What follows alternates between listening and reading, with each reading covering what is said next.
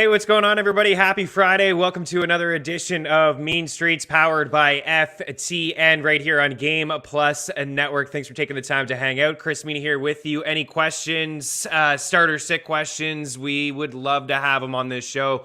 If you are watching live on our FTN YouTube page, leave it there in the YouTube section. I'll circle back as well before kickoff on Sunday to make sure we get those questions. If you're watching here live on Game Plus Network, well, we appreciate that, but also you can reach out at Chris Meaney if you do indeed have any questions. We are going to talk, of course, the NHL. We got, 6 games on the ice here today, so we got some picks and some props. The picks were only okay. Yesterday, the Habs found a way to win a game for the first time since 1999 in San Jose. Going to have to keep an eye. I said this yesterday on Dangle Bet Selly, a new hockey show over at ftnbets.com with myself and Eric Young, that I didn't really have any numbers to back up a team playing at home after a long road trip. I've just always heard it. I've been following the sport for years, like honestly, a long time. And there's really just no numbers for me to like back up just saying foolish things like that. Oh yeah, you come back from a long road trip. Usually the home team's pretty flat. It's twice that it's happened this season. Once with the Vancouver Canucks, they had a lengthy road trip, then they went back home to have their home opener, and they lost to the Minnesota Wild. And then last night, the San Jose Sharks, they had gone through Canada. They went to Montreal and Ottawa and Toronto. They had a pit stop in Boston and then Nashville before they went back home last night, and they looked flat. That's it. They looked flat. I mean, they took over the game in the late second, most of the third, and it was a lot of Jake Allen, but another team now who have lost their first home game after a lengthy road trip. So because I have no numbers to back it up for the history, I'm just going to keep track of this stuff throughout the year. So that's twice now we've seen that home team kind of just lay an egg when they were favored. So maybe an opportunity. We'll keep that in mind when we give some NHL picks moving forward. But I do have some NHL picks and some shot props as well. Yesterday, the shot props were 4 for 5. So hopefully we can continue to keep this going here. Only 6 games on the ice, but I do have 5 for you. And I'm just going to use this as a parlay Friday in the NHL. Maybe we can just have some fun. Put like half a unit, 0.25 units on a parlay. Not so much as a long shot. I do have one long shot, but a couple that I do like as well. Because there's a lot of heavy favorites in the NHL.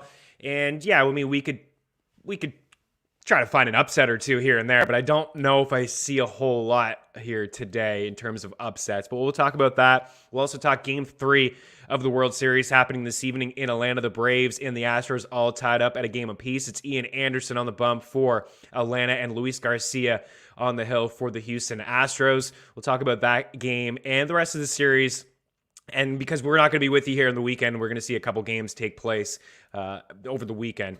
So we want to give a couple picks here towards the end of the show when it comes to the World Series. And in week 8 of the NFL, I got some props, I got some picks, some parlays, some teasers, as well as some NFL props. And honestly, I don't know, the books have been, I feel like every week that goes by, it's later and later and later. These books are releasing some of their props. So it's been tough, honestly, the past couple weeks to give my 5 favorite. Now, these are 5 that I like, and I will be betting myself. I'm not just going to give you 5 for the sake of it. If there's nothing I liked, I would just move on, and there's going to be no props here today on the show. But I do have 5 that I like. I think for the most part, there's a lot of teams that are dealing with some injuries, and let's transition into that as well right now because we don't have a lot of news. As I've said so many times on this show, Friday is the big day when it comes to practice reports, but unfortunately, but at the time that we record this show, you don't really get a lot of those practice reports until early afternoon, mid-afternoon. But if you're following FTN alerts, you get that tweet right away when a bet is made. Also, we have injury and news updates live at ftnfantasy.com. We have an injury tracker.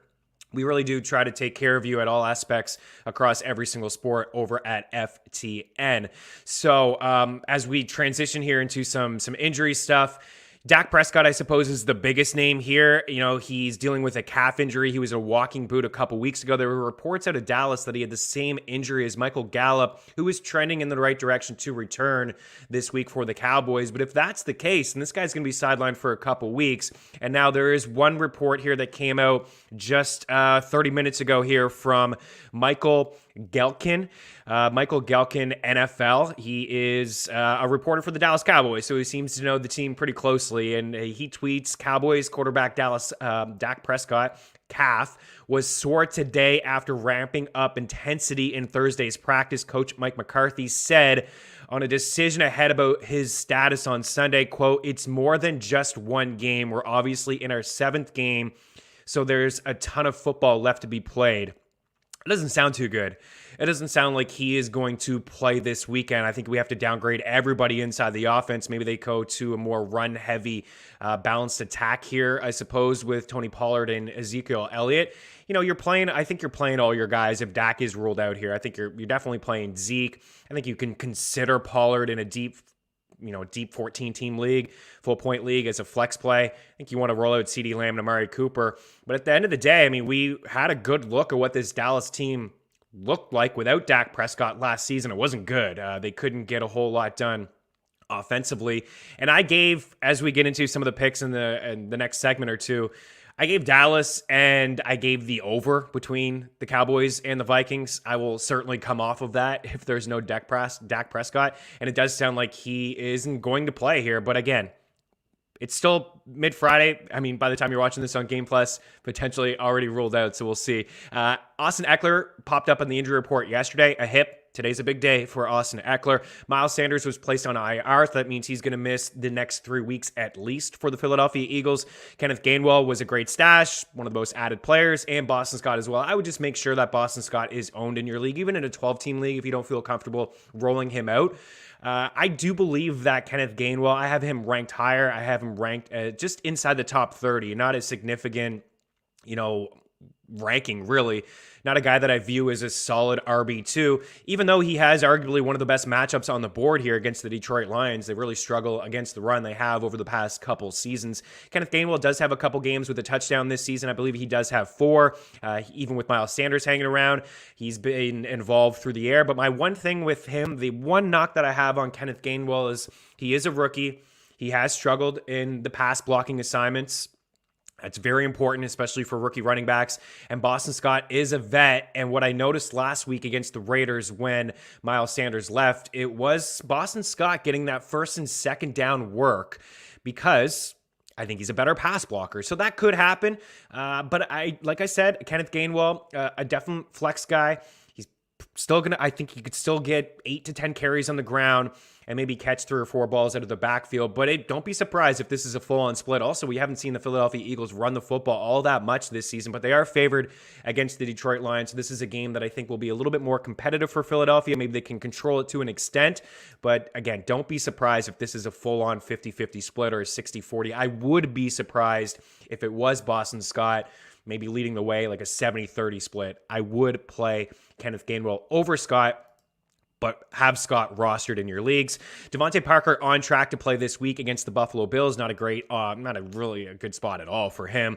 Corey Davis wrote him up yesterday as a sit in the start and sit article over at ftmfantasy.com, and now it's looking like he's not going to play. So if you have Davis, you just feel, unfortunately, I don't even want to say that. I mean, it's bad to say that kind of stuff. But if you have Davis and you are wondering like this guy or that guy, I mean, somebody asked me the other day, MVS or Booker, maybe that's a tough decision for that owner. MVS was ruled out.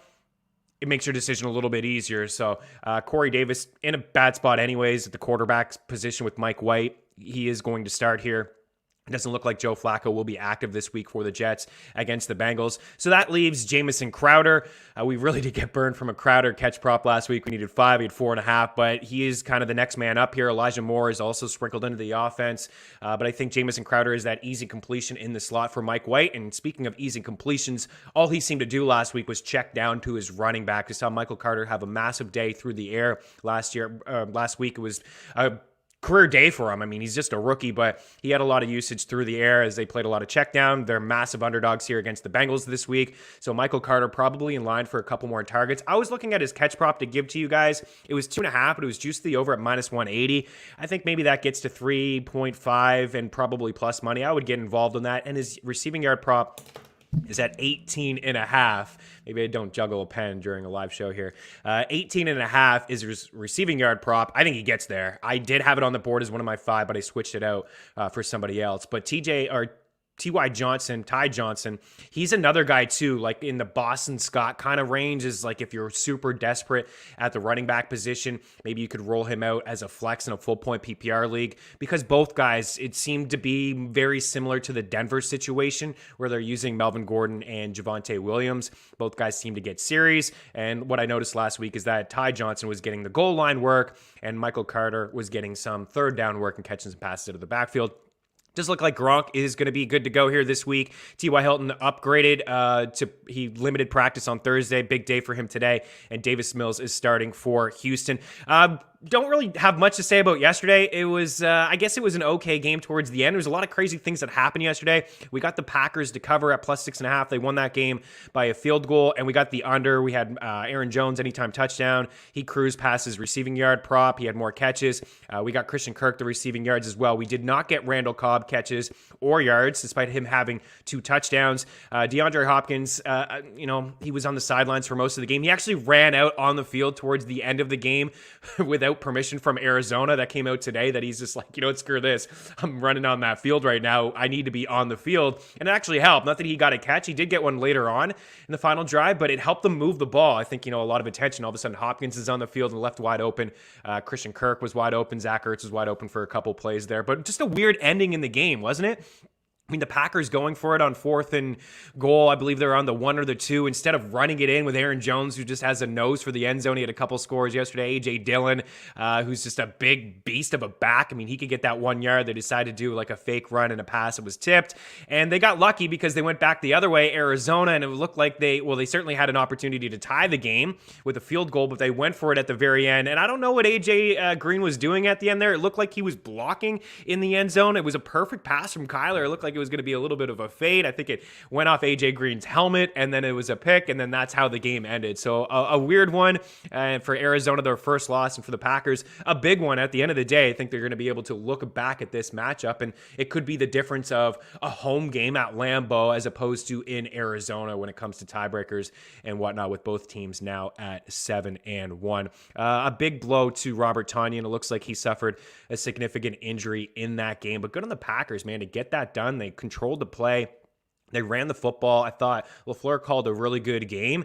Rodgers wasn't slinging it. They just ran the rock, and they slowed the pace down, and they did a good job without Devonte Adams, Alan Lazard, MVS, missing a couple guys in the offensive line, missing some defenders. They went into Arizona and won a solid game. And then that Aaron Rodgers meme, I mean, I'm seeing them fly around when he got rocked there with the helmet. I'm sure you've seen that before, but his eyes... this is a pretty good shot there that he took, but he was still able to make the touchdown pass, I believe, to Randall Cobb. All right, 12 minutes in. Can't go short off the top. It's just not in me. But we've got some NFL talk here, some picks and some props next here on Mean Streets. Keep her locked.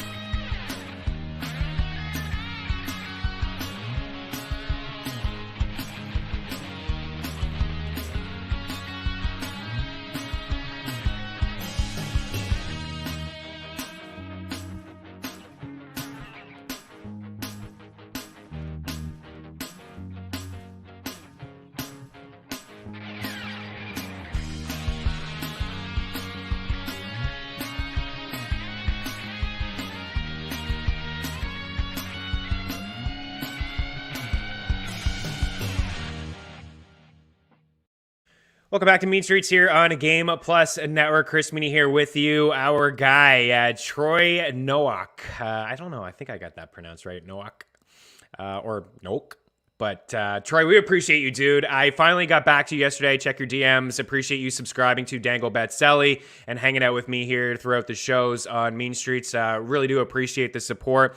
You're right. Timo Meyer shoots so much. It is mind-blowing. Yeah, he's now third in the NHL in shot attempts. It was looking at one point like we wouldn't get those 3 shots from Timo Meier, and it was like one shift where he put 3 pucks on net, so we did get that one. And I'll get to your hockey question in a little bit. And of course, my guy, 3 putts for par, George GZ. Always appreciate you, dude. Really do appreciate all the things that you do for me on this show. All right, let's get into some NFL props. We've got some new fancy boards here from my guy, George. Let's take a look at this. It's super, baby, let's go. I love that blue.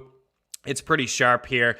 So this is what I'm thinking from a prop standpoint. And I'll be honest, man, like there's going to be a lot more that I like over at ftmbets.com. We've plugged the betting package so much. It also gives you the NHL picks and seeing the, the DMs come in and looking to, get involved with the NHL package only. This is a better package that we have right now. You get all the sports from everybody. You get all the tools, some betting tools, and you get the Discord channel as well. So I think it's a better package. And that promo code NHL is not going to last for long, 20% discount. So take advantage of that right now. I like Devonte Smith over 4.5 receptions here.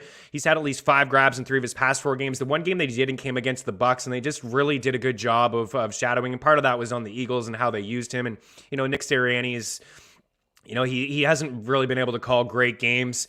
But nonetheless, Devonte Smith is still getting a lot of targets. He's had at least 9 targets in 3 of his past 4 games. This is a really good spot against the Lions. We'll talk about that in a little bit more, but they have allowed the most yards per pass attempt in the NFL this season. So for Devonte Smith at over 4.5, I like that one. And then you got James Robinson there at 69.5 rushing yards. He's had at least 15 carries in 4 straight games. He's had at least 17 in 3 straight contests. So the first couple weeks were really tough for James Robinson. He wasn't getting a lot of the work. It was mostly Carlos. It wasn't mostly Carlos Hyde, but he was in the way. And it took a little bit for Urban Meyer to realize that James Robinson is a much better back, and they've just given him the ball quite a bit. They've had a bit of a more balanced attack, I suppose, this over the past few weeks in Jacksonville. They were playing up-tempo and throwing the football more than anybody in the league over the first 3 weeks of the season, but they have slowed it down just a little bit. But Seattle has allowed the 4th most rushing yards this season, 4 runs of at least 20 yards on the ground, which is inside the top 10, and they have it's just 1 run of 40-plus yards, but it is 1 off the league high. So they have given up some big runs on the ground.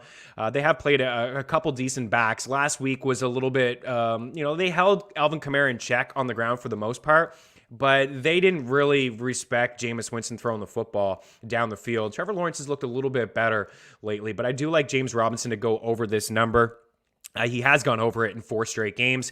You got T. Higgins in there. T. Higgins, I think, is a great buy low candidate. I think he's a great play in DFS. He's underpriced. Look, he hasn't been all that great this season. Jamar Chase has gotten a lot of the spotlight. It's well-deserving. Teams are going to really start to focus in, I think, on Jamar Chase. I don't think the Jets have the personnel to do that, but he could see some doubles. But at 4.5 receptions and even over 55.5 receiving yards, I like both of these props for T. Higgins. He had 15 targets last week, and he had 7 grabs. 15 targets is quite a bit. I mean, he's averaging 9 targets per game. I know he hasn't been the same guy as last year. He started off, I believe he had a touchdown the first 2 weeks and was looking like he'd be fine.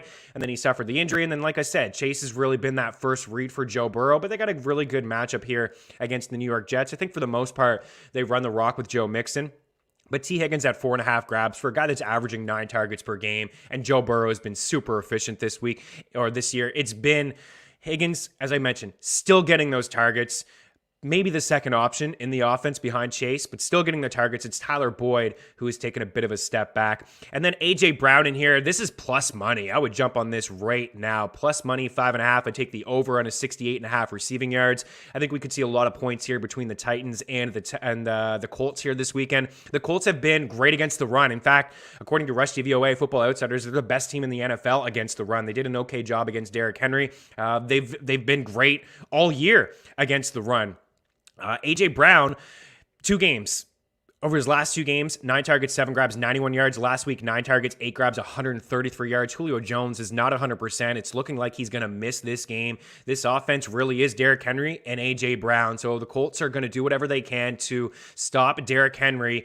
And I believe the Colts will be able to do their part to score some points. So for A.J. Brown at 5.5 plus money, I'm absolutely in on this. And you could throw in the Colts as well. And then Kyle Pitts. His past 2 games have been fantastic. His last 3 really 20 catches on 27 targets, 8 targets, 7 grabs, 163 yards.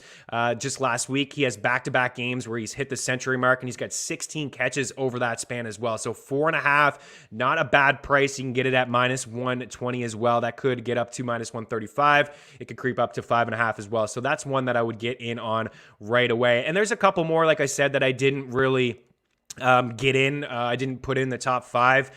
Just off the top of my head, there was the Michael Carter over 18.5 receiving yards. I do like that one. As I mentioned, I think Mike White chucks it down quite a bit to the running backs. And then I was liking Darrell Henderson as well, right around the 82.5 rushing yards. It's a great matchup against the Houston Texans. They're heavy favorites in this game. And I know last week was a bit of a dud game for Darrell Henderson. You know, Detroit, they played LA pretty tough last week. I don't expect the Texans to play them all that tough as well. And I don't think it's going to be Matthew Stafford dropping back and throwing the ball 40 plus times. It's going to probably put a couple touchdowns on the board early. The defense may score a couple, and they could cruise to like a 30-point victory here. But I do believe we'll see Darrell Henderson, maybe get 15, 17 carries, and, it could be a massive blowout. Maybe they lean on the run in the second half. So I think he's in play as well. And I do believe that prop will get up to around 87.5 or flirt with 90. So that's one I think I would jump on right away as well. I got some NFL picks in here next. Again, Cowboys, uncertain, but we'll talk about that here next on Mean Streets. Keep her locked.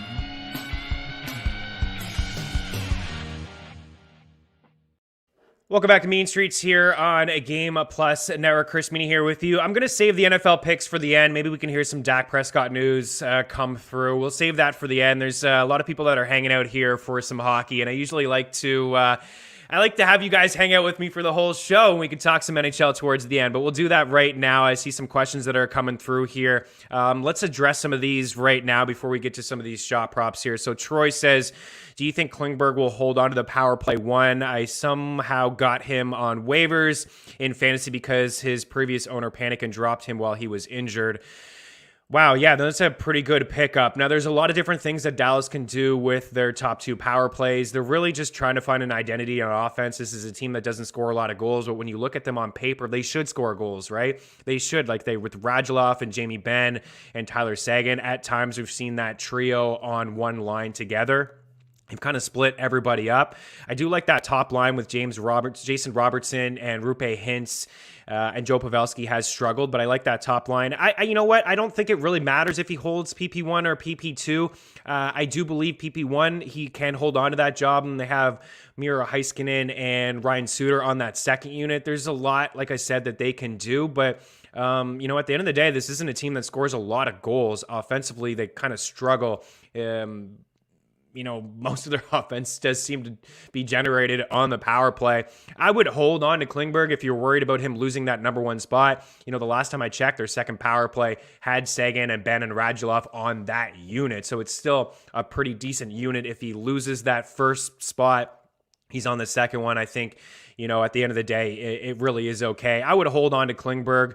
I don't know, Troy, who else would be available in your fantasy hockey league, but he has been a little disappointing over the past couple seasons. But I would hold on to him. We got a question there from Brandon Gilden. Thoughts on the Red Wings over the Panthers? A lot of drama down there in Florida.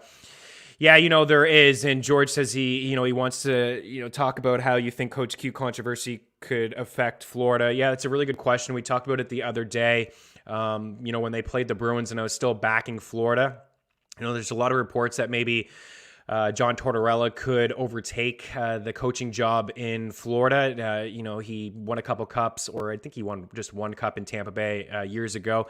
I think Tortorella's, I think he's a fine coach. I think he's decent. I was, thinking to myself that he could hurt Florida overall because they did have something going on there. I don't want to really, talk about Joe Quenneville being a good coach. Obviously, he resigned yesterday, and, I thought the NHL should have just straight up fired him right away, immediately after Kyle Beach spoke up. And, a lot of credit and courage to Kyle Beach. I wish him all the best. I hope he can get some closure on just all the brutal things that has happened to him, and for over the past few years. I mean, it's devastating, really, to hear him speak about how the Blackhawks organization treated him.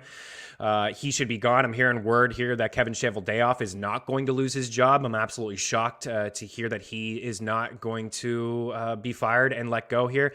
Overall, though, Brendan, I think Detroit is a scrappy team. They're pretty good. They hang around with a lot of teams. I believe they won the other day against the Washington Capitals. As you'll see a little bit later on, I do have Florida in a kind of a long shot parlay to win by a couple goals here. I think, if you wanted to take them on the puck line, I think that's an okay bet. I still like this Florida team. I think they have the personnel. Now, certainly there's probably a lot going through their dressing room right now. A new coach, most likely going to step in here pretty soon.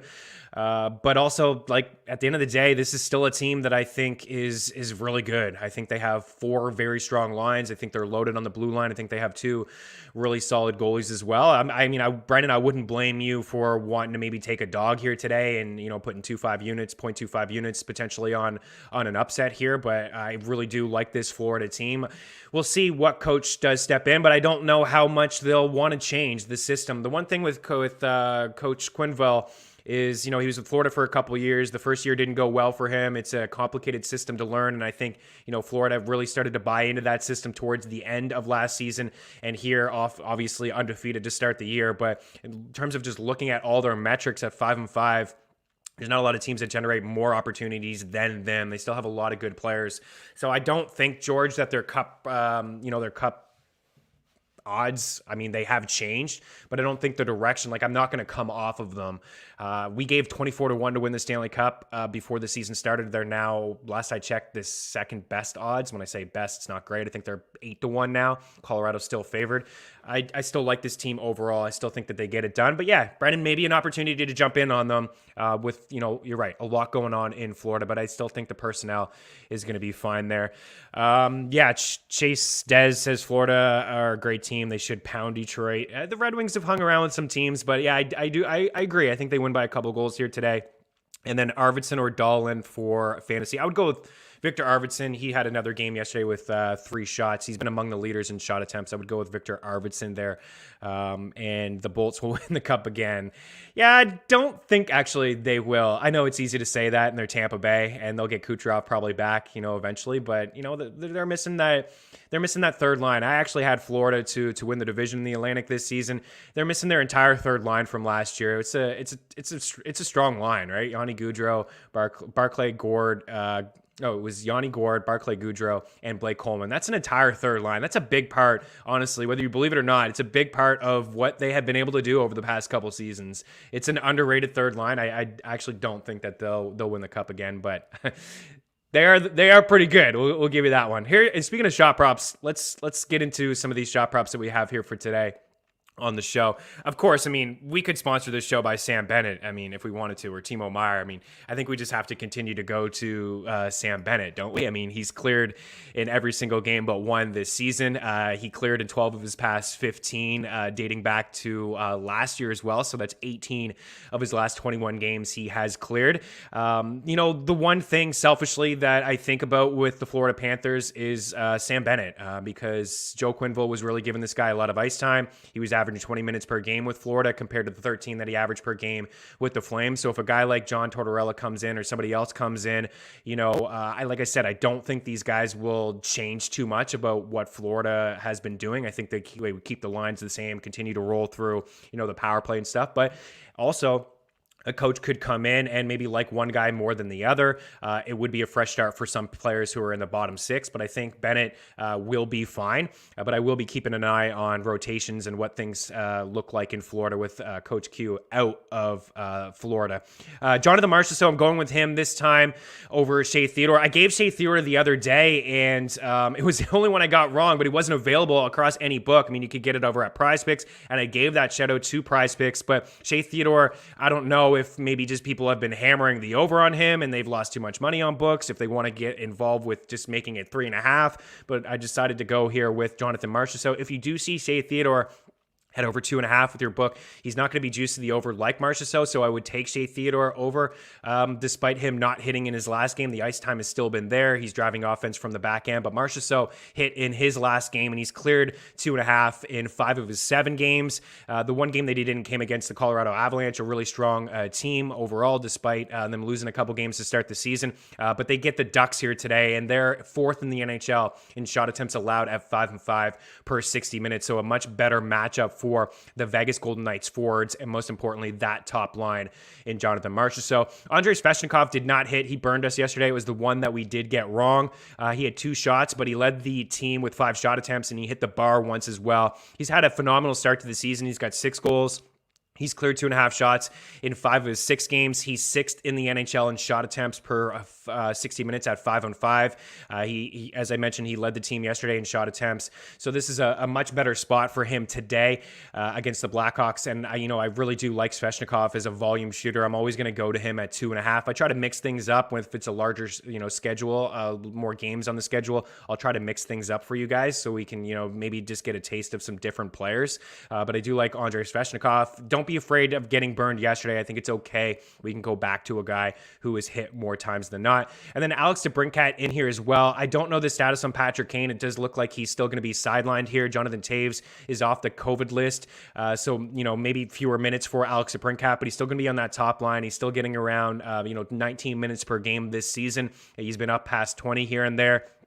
He's hit in 4 of his last 5 games, 8 shots in his last 2. And if you don't want to go to him, depending on your book, if it's juiced to the over, Dominic Kubalik is another guy who's shooting the puck quite a bit, and he's getting some top power play time with Patrick Kane's sideline. So, I forgot about Tyler Seguin. This actually may be one of the better ones on the board. It's plus money. You can find this one over at DraftKings. I do believe I saw it at Bet365. Plus money as well. 3+ shots in 4 straight games, 17 shots over that span, and a matchup against the Ottawa Senators, who are 5th in the NHL in shot attempts allowed at 5.5 per 60 minutes, and also inside the top 5 in shots on goal allowed at 5.5 per 60 minutes as well. So the Senators are, even though we talked about Dallas not being a great offensive team, they could potentially maybe score a couple goals here tonight against the Sens, but I do believe that they'll be able to put a few pucks on net against the Ottawa Senators, who are lacking great defensive players on that squad. So that's what we have from a shot prop standpoint. I think that's it for the questions when it comes to hockey. I see a starter sit NFL question. We can get to that in just a moment, but we got some more NHL picks. So we'll break and we'll talk about Parlay Friday here on Mean Streets. Keep her locked.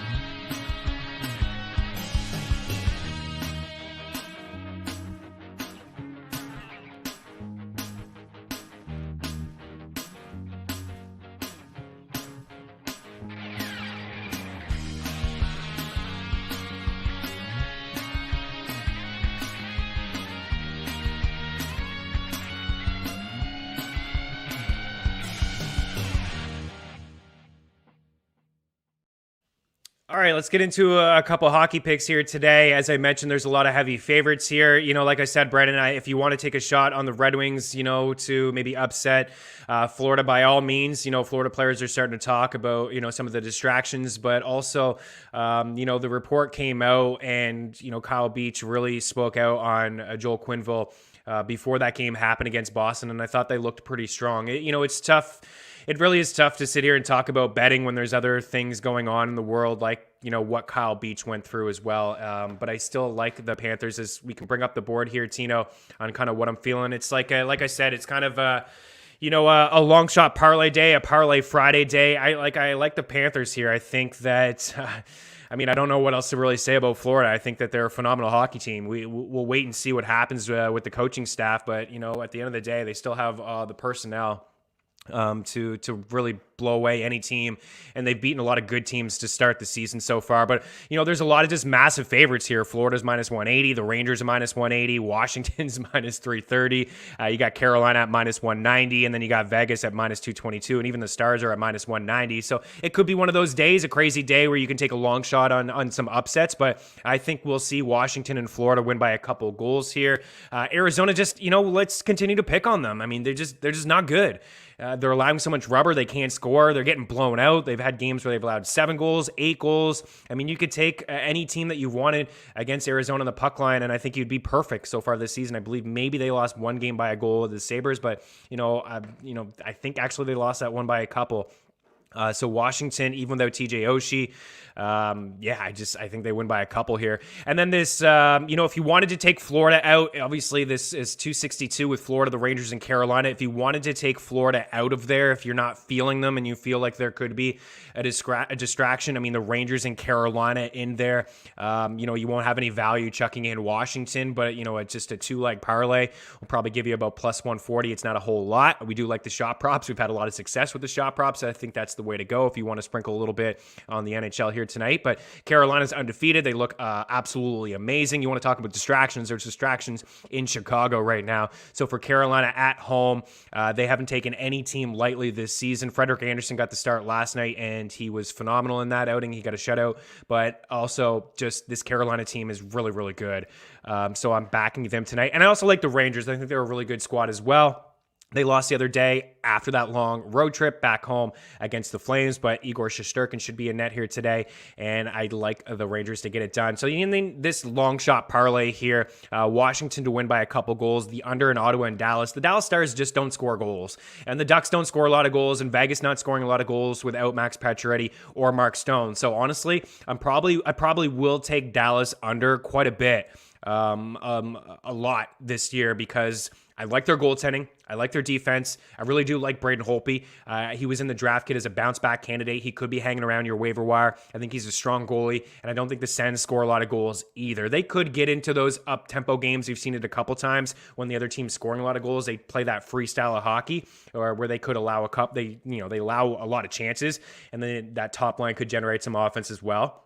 But at the end of the day, this Dallas Stars team doesn't give up a whole lot, and they're pretty stingy, and they just don't score any goals. I don't know what it is with the Stars. Every time I try to play them, in tournaments, it's just like it's a huge letdown. They just don't do a whole lot.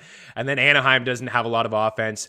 They played last night. I think we'll see John Gibson in the net here this evening. So the under 5.5, I do believe, is the play there.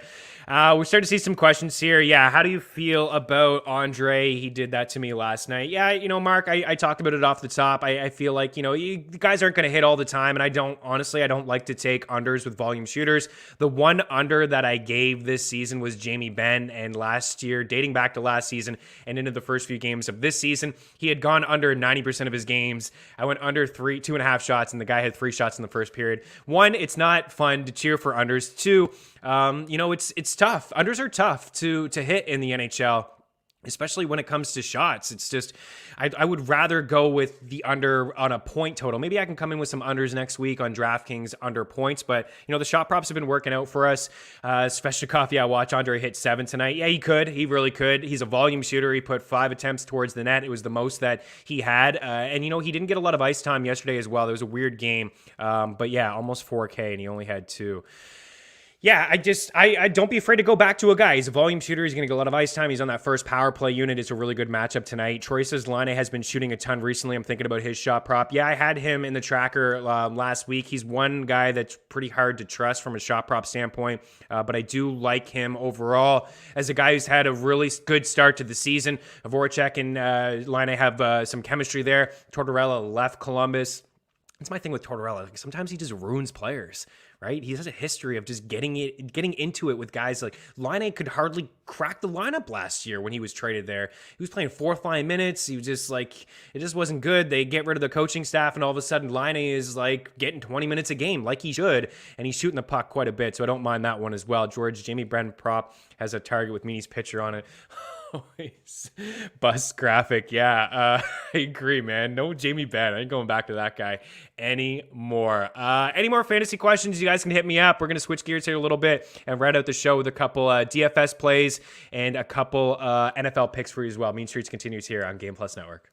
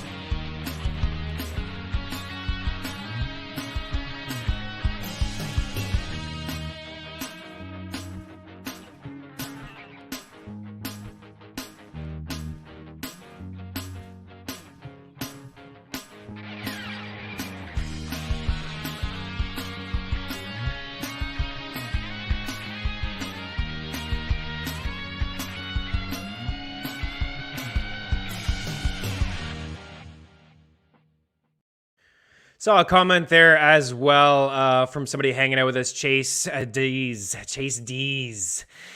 Huge fan of Gord. Yeah, you miss him. So I think that you're a Lightning fan. That's why you thought the Bolts were gonna win for a third straight year. They could potentially. I get it. I like the call. Actually, you know what? I don't like the call. I just don't like it. I don't think that they get it done this year. They're missing a lot of dudes. They're missing a lot of guys. It's tough to win 3 straight cups with those 2 short off seasons. But yeah, Yanni Gord is a huge fan.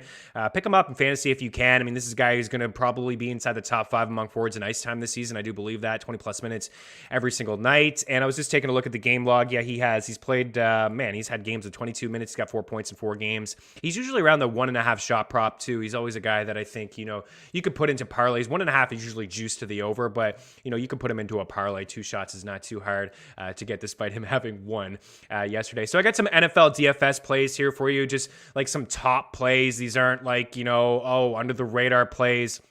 This is going to be like my core if you're playing some cash DFS this week. Even if you're playing tournaments, I think you can get involved with a few of these guys. So, Josh Allen and Jalen Hurts, 2 quarterbacks that I'm rolling with this week. And, for Josh Allen, I don't think really a whole lot needs to be said when it comes to Josh Allen, but Miami has allowed the second most fantasy points to quarterbacks this season, 8 yards per attempt, which is inside the top 10 as well. And Miami, when they played Buffalo earlier in the year, they got absolutely torched. Like, they got crushed in that game. And then Jalen Hurts, there's a lot of people talking about Jalen Hurts, selling him from a season-long standpoint. I get people maybe worrying that potentially this guy could get benched. I just don't see why the Eagles would do that. Now, I also get it's hard to trust Nick Sirianni and this coaching staff, but how would they benefit from benching Jalen Hurts and going to Gardner Minshew? This team is going to have 2 top 6 picks. They're going to have their choice at a quarterback that they like. And yeah, they may already know that Jalen Hurts is not the quarterback for the future, but it's possible that they don't know that yet. And they want to see what they have in him for the rest of the year. It's not just all on Jalen Hurts. It's on the coaching staff. It's on the play calling. It's inexperience. You got to think that maybe they start to get into a bit of a groove and they feel better calling plays for Jalen Hurts. But what benefit did the Eagles have in rolling out Gardner Minshew? Do they want to win more games, honestly? Like, I'm sure Nick Sirianni wants to win football games, but at the end of the day, also, they have their eyes set on potentially 2 or 3 top picks in the first round, 2 for sure, the way that it's going. But also, it doesn't matter because Jalen Hurts is playing and he's averaging 26 fantasy points per game. That's more than Josh Allen. Actually, it's the only 2 quarterbacks on the slate this week that have more fantasy points per game than Jalen Hurts is Josh Allen and Tom Brady. Yeah, a lot of his fantasy points have come in the fourth quarter. Guess what, guys? They all count the same. Like DK and FanDuel allow fantasy points in the fourth quarter. And Detroit has allowed 9.5 yards per pass attempt. It's the number 1 mark in the NFL. They're top 10 in passing yards allowed. They're 25th in pass DVOA. It's a good spot.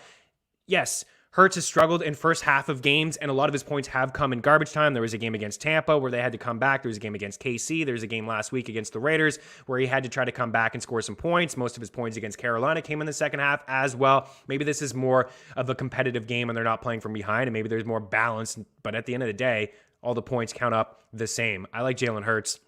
He's got that rushing floor. I think he's fine this week in DFS. And then the running backs here, Joe Mixon, Darrell Henderson, and Deandre Swift. As 2 of these games, the Jets and the Texans are heavy dogs here. And I think we'll see, I'm fine with Joe Burrow. I'm fine with Matthew Stafford, but I think they'll lean on the run game in the second half. So Mixon I do like quite a bit. And Darrell Henderson, same. Houston 30th in rush DVOA. I think the guy here that I really like is Deandre Swift. And you see some Philly players. I think you can play Jalen Hurts with maybe Devonte Smith or Dallas Goedert as you see on the list, and then maybe bring it back with Deandre Swift. So Deandre Swift, he leads all backs in targets, catches, and receiving yards.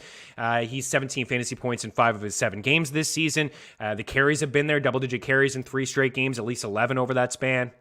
He has scored in all 3 of those games, and it took a little bit. Detroit was using Jamal Williams at the start of games, giving him more carries, but over the past couple weeks, I've noticed Detroit giving more opportunities for Deandre Swift, not just late in the game and garbage time to catch the balls out of the backfield when they're playing from behind, but also to start games and to start drives, first and second down drives. And we know about this Eagles rush defense. It's been brutal. 29th in rush DVOA, according to Football Outsiders, and they've allowed the second most fantasy points to quarterbacks.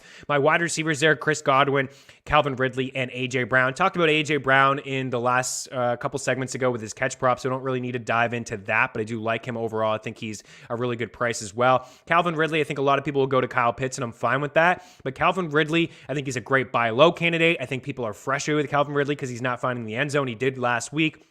But also, he's tied for 3rd in the NFL in targets per game. He has missed a couple games. There was a personal reason, and there was a bye week sprinkled in there as well. But he's still getting a lot of volume, and he's underpriced. Like, he is sub 7K over at DraftKings. I think that's a really good price.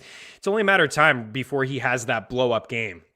And that could happen this week against Carolina. And then Chris Godwin, A.J. Brown is going to miss some time here. Or A.J. Brown, oh man, who am I thinking of? Antonio Brown is going to miss some time here. He's probably going to be placed on IR. And the way you attack the Saints is in the middle of the field. So I think we'll see Marshawn Lattimore and Mike Evans getting to another fist fight. These guys could be kicked out yet again. I think Chris Godwin's in for like a double-digit target day. It's really tough to run on the Saints as well. I think they'll try to a little bit with Leonard Fournette. But if you've been watching the Bucs this season, they're throwing the football. They're playing at a very fast pace, and Tom Brady does not care about any defense out there. Even if he's racked up 5 touchdowns already, he'll go for a 6. So I really, really like Chris Godwin this week. He's one of my favorite plays. All right, we got about 3 minutes left on the show. We will visit a couple picks that I like here. I'm seeing some comments roll in. I'll address those as well towards the end. Mean Streets continues. One final segment here. Keep it locked.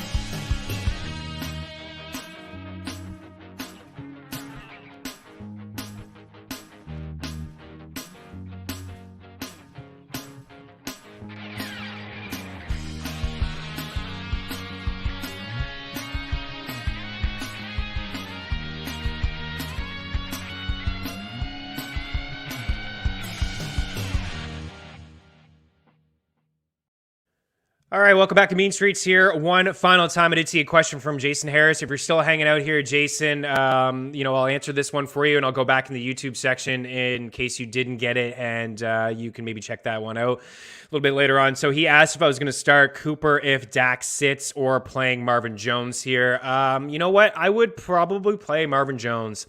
He had a pretty good game last time out when we saw him. He scored a touchdown. He's been pretty decent this season. He really has gotten a majority of the red zone targets inside this offense. I just don't trust Cooper Rush. I mean, he hasn't thrown an NFL pass since, I believe, 2017.